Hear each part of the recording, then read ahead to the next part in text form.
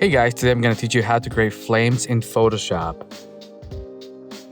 First thing we're going to do, we're going to create a new layer.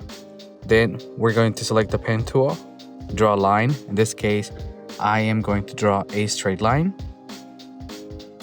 Then I'm going to go to Filter, Render, and then Flame. From the Flame menu, you can change different settings such as width, quality, and then also you can change the flame type. There are 6 different categories you can choose from.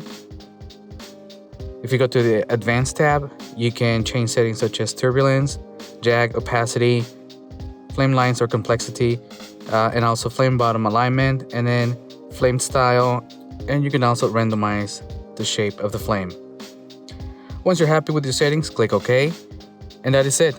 That's all it takes to create flames in Photoshop. Feel free to play with the settings to create different flames. Obviously, you can composite those flames to create more complex scenes. Thank you for watching.